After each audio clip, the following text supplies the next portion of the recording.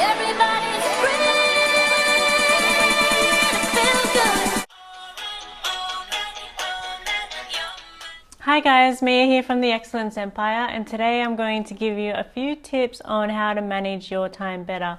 So I work with a lot of students, I work with a lot of business people, mums, dads, families, you name it.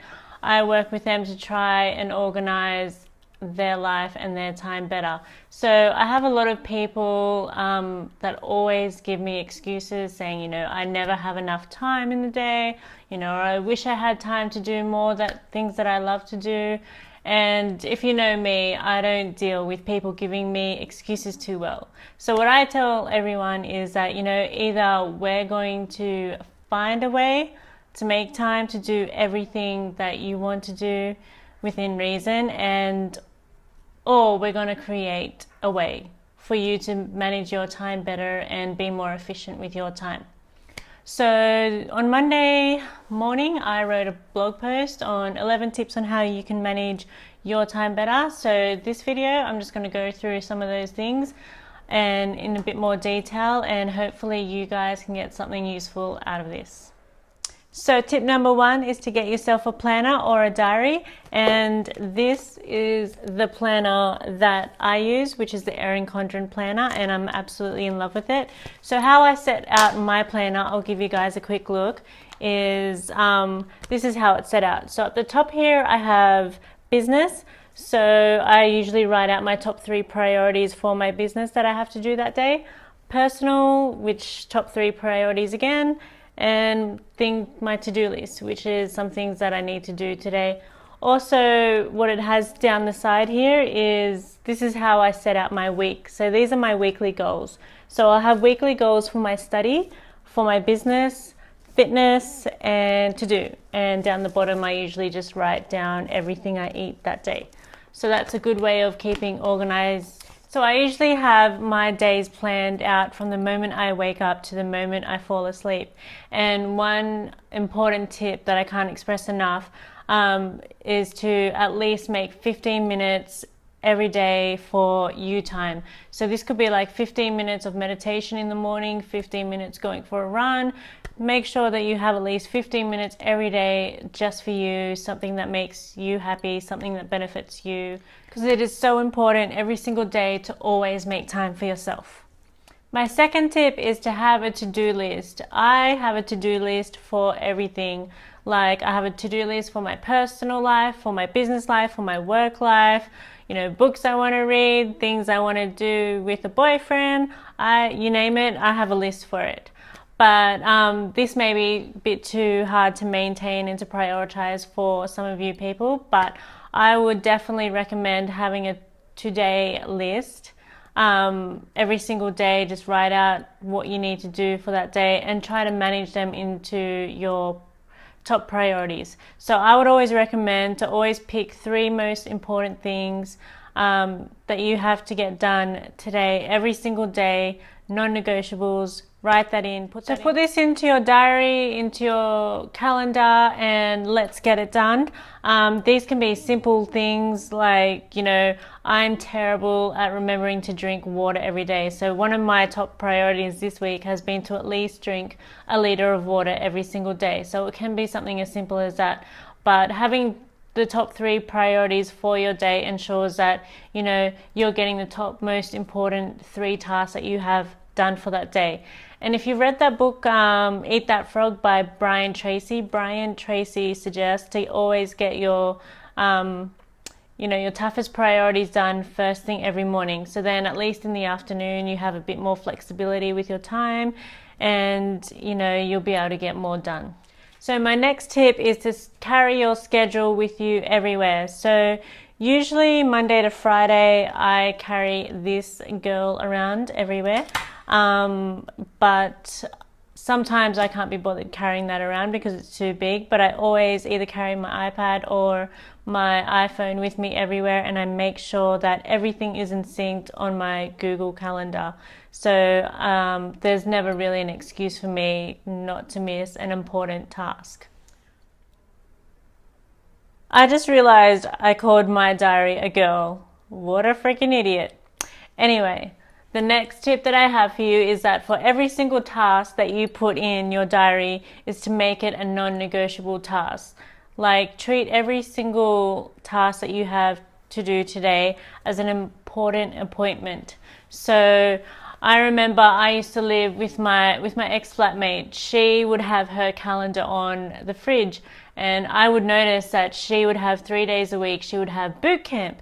And then I'd see her sitting in front of the couch, and I'd be like, hey, what happened to boot camp? And she'll be like, you know what, I can't be bothered, I'm too tired, or, you know, some excuse, I've had a long day. But I think it's really important that the things that are important to us and for our health and what we want to get done and what we want to achieve for the long term, it's important to always keep to your schedule. Like, obviously you wrote it down for a reason. These are the things that you want to do. These are the things that are going to benefit you. So always stick to your schedule. Non-negotiable. I can't even remember what tip number I'm up to, but anyway, the next tip that I have for you guys is to always block out 15 minutes before you have like an important meeting, or if you're about to give a presentation or do a speech or, you know, run a workshop. I think it's very important that you have that 15 minutes, especially for me, when I take a client call or when I go to see a client. Especially I take international calls from clients, so usually I'd be waiting up till, let's say, 1 a.m. sometimes just to speak to one of my clients from overseas. And, you know, having that 15 minutes, because usually by 1 o'clock, you know, a.m. the next morning I'm usually so exhausted, but I found that having that 15 minutes, blocking out that time to get myself energetic, to get myself motivated, you know, I'm usually more prepared with the client call, and I find that I'm able to give 110% for my clients. So the next tip I have for you guys is to always make time for distractions. So I work with a lot of students, and one of the things they always get caught up doing is, you know, social media, watching TV. They, you know, and some of them are so stubborn that they always, you know, I got to watch my favorite show, or, you know, I got to go on Facebook, I got to go on Instagram, I got to know what everyone else is doing. So I found that, you know, even though you have other important priorities too, to always block out your time. You know, these can be from like, you know, hour blocks, or what I do is every 20 minutes, like I usually take a 5-minute break. And this is where, you know, I can make time for social media, I can take a phone call, I can, you know, watch TV or whatever. Usually when I get home from work, you know, I just like to have that half an hour blocked out, chilled, just to sit, do nothing, relax for a little while before I start getting into, you know, studying or working again. So yeah, it's very important to always have time for distractions so it's not consuming too much of your time. So what I tell my younger clients sometimes is, because, you know, they always want to watch TV, or all of us are guilty of getting caught up in social media. I always tell them, you know, like when you get home from work, always do your important priorities first. Like for me, as I mentioned before, I like to have that half an hour to chill. This works better for me, but some days I'm just like non-stop, just keep going. But for my younger clients, I'm always like, you know, you got homework to do. How about, you know, get that stuff done out of the way. It's probably going to take half an hour or an hour. And that way you have like the whole night to watch your favorite show, or pretty much do whatever you want to do. However, when you are doing a task or you're doing your homework or whatever, it is very important to let whoever you know around you, whoever you live with, like your parents, your brother and sister, or your significant other, you need to make sure that they're aware that, you know, you have something important to do, you have homework to finish, you have an exam to study for, and just between these times, you know, this is what I need to be focused on, and if you need anything, then I'll speak to you after. It is also important to block off, like, you know, turn your phone off, turn the internet off, unless if you need it, but always block out other distractions so that you can focus on the task at hand. So tip number 9 is to have a visible calendar that you look at on a daily basis. So for me, this is Google Calendar, which is on my phone, on my iPad, on my iMac. I absolutely can't live without Google Calendar. I always sync everything between my Erin Condren planner and Google Calendar together. I also have a calendar on my fridge. So, oh geez, I don't think anyone knows this yet, but my partner is actually going to be moving in with me soon. So oh God, my mother's going to have a heart attack as well. Anyway, so I have a calendar on my fridge that I like to look at on a daily basis as well, because Jake's moving in with me soon, and I like to keep an eye on like his schedule and my schedule, and it's just a good way of being able to manage both of our times better. So my next tip is learning to say no. So for me, when I decided to start my own business, I didn't realize just how much time and effort that it takes to, creating your own business as well as being able to maintain it. It takes a lot of work and a lot of dedication. So for me, this was actually a big lifestyle change, because I was a type before I would go out, a few nights a week, drinks with the girls, and on the weekends, every weekend, I'd always be out doing something. But now I had to rethink and reevaluate my life, my priorities, what's important to me, what do I need to get done. And for me, this was my business, it was my life. So I had to say no to going out on weekends and going out during the week. Plus, it actually helps you save a lot more as well, being able to focus on you and, your career and your dreams and whatever makes you happy. So a lot of people who just go into business, especially the young entrepreneurs, always find it that they always ask me, don't you find it lonely sometimes or difficult being away from people that you love? And for me, I don't find it lonely as much time as I spend by myself working or studying. I am alone most of the time, but I'm never lonely because I love what I do and I'm so passionate about what I do. You kind of get so caught up in, working on your business or working on whatever it is you're working on you, that you sort of don't realize that, you're not really missing going out drinking or going out partying anymore. You have different priorities now and you need to be more focused.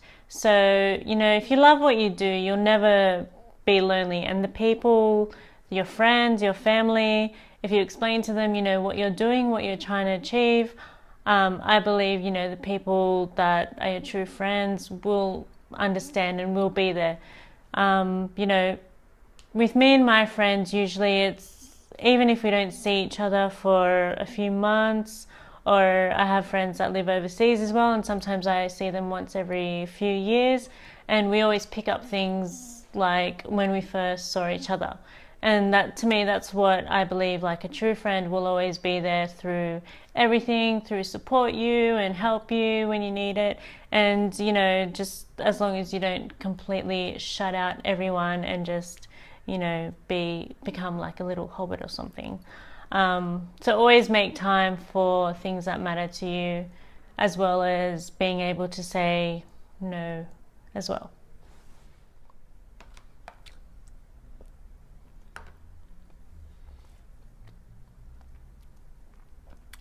Sorry guys, I have